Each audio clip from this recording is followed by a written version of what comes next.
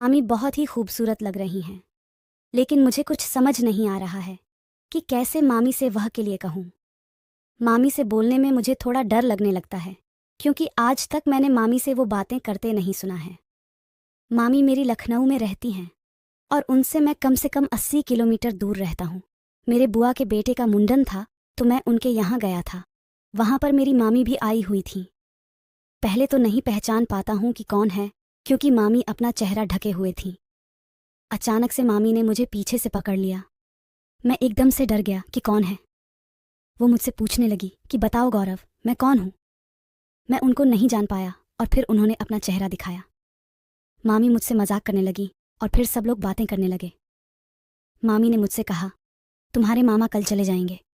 उनकी कंपनी से फ़ोन आया या मैं और कल बुलाया है। तुम्हारे मामा कल चले जाएंगे, इसलिए तुम मुझे मेरे घर छोड़ने चलना और इसी बहाने घूम भी आओगे। मेरे पास भी कोई काम नहीं था, इसलिए मैंने हाँ बोल दिया।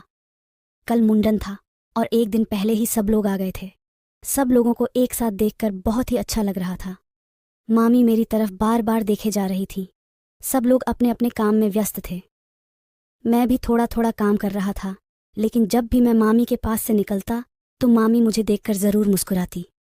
उस दिन शाम को सब लोग खाना खाकर सोने लगे। मैं मामी के पास लेटा था। सब लोग एक ही कमरे में लेटे थे। मामी मुझे ज़बरदस्ती अपने पास लिटा लेती। उसके बाद सब लोग बातें करते रहे और कितने समय सो गए पता ही नहीं चला।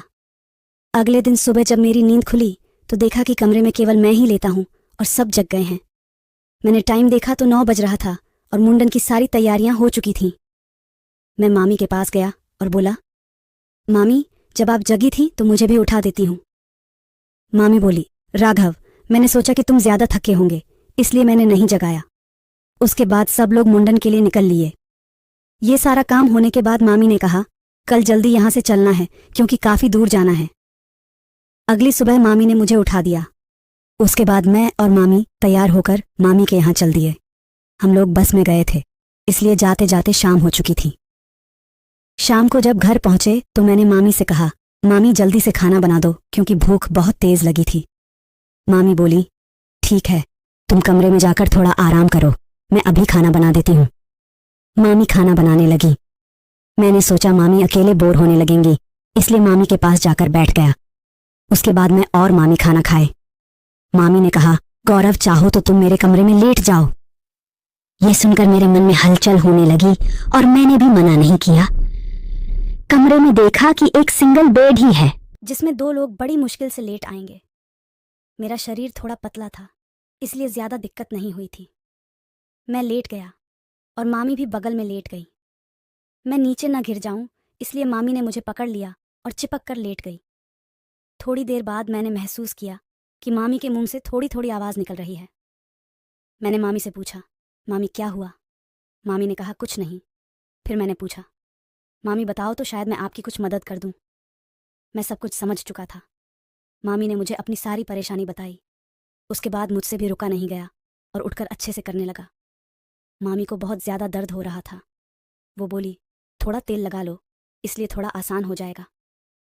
मैंने तेल लगाकर अच्छे से लगाया। मामी की चीखें निकल रही थीं, लेकिन उनको थोड़ा अच्छा महसूस हो रहा था। दोस्तों, अगर आप लोग अभी तक चैनल को सब्सक्राइब नहीं किया है तो जल्दी से कर लो, ताकि आगे आने वाली इसी तरह की रोमांचक कहानी सुनकर खुद को एंटरटेनमेंट कर सकते हैं। कमरे भर में मामी की आवाज़ गूंज रही थी, लेकिन मैं रुका नहीं, अपना काम करता ही रहा। पूरा बेड बहुत ज़ोर ज़ोर से हिल रहा था। ऐसा लग रहा था कि बेड टूट न जाए, क्योंकि मामी इधर उधर हो रही थी और मुझे रोकने की कोशिश भी कर रही थी। लेकिन मैंने उनकी बात नहीं सुनी। मैंने मामी से कहा, मामी, आज ये दर्द सहन कर लोगे तो आगे एक भी दिक्कत नहीं होगी। मामी ने कहा, ठीक है। लेकिन मामी को दर्द बहुत ज़्यादा हो रहा था। वैसे तो कुछ गलत नहीं कर रहा था, लेकिन मामी की चीखें नहीं बंद हो रही थीं। थोड़ी देर बाद मामी बोली, अब दर्द कम हो रहा है गौरव, और बहुत अच्छा लग रहा है। फिर वह बोली, सच में गौरव, तुम बहुत अच्छा मसाज करते हो। अब कमर का सारा दर्द गायब हो गया। ऐसा मसाज किसी ने नहीं किया है। मैंने मामी से कहा, मैंने कहा था मामी कि केवल थोड़ी देर दर्द होगा, उसके बाद कमर और पेट का दर्द एकदम से ठीक हो जाएगा। मामी ने कहा, कल हल्का हल्का मसाज फिर से कर देना। मैंने कहा, ठीक है मामी, मैं कल फिर से मसाज कर दूंगा। अब चलो सोते हैं। उसके बाद मैं और मामी सो जाते हैं। सुबह मामी उठी और बोली, गौरव, तुम्हारे मसाज से कमर में एक भी दर्द नहीं हो रहा है। मैंने मामी से कहा, मामी आज मुझे गांव जाना है, घर से फ़ोन आया है, मम्मी को लिवाकर कहीं जाना है। वह बोली, ठीक है चले जाओ, लेकिन खाना बना देती हूँ, खाकर चले जाना। उसके बाद मामी ने खाना बनाया और मैं खाना खाकर अपने घर आ गया। मामी ने मुझे अपना नंबर दे दिया है और अब मेरी मामी से रोज़ थोड़ी देर बात हो जाती है। मामी अब अपने कमर के दर्द से छुटकारा पाकर बहुत खुश थीं। हेलो दोस्तों, ये स्टोरी अगर आपको पसंद आए तो प्लीज़ वीडियो को लाइक एंड चैनल को सब्सक्राइब कर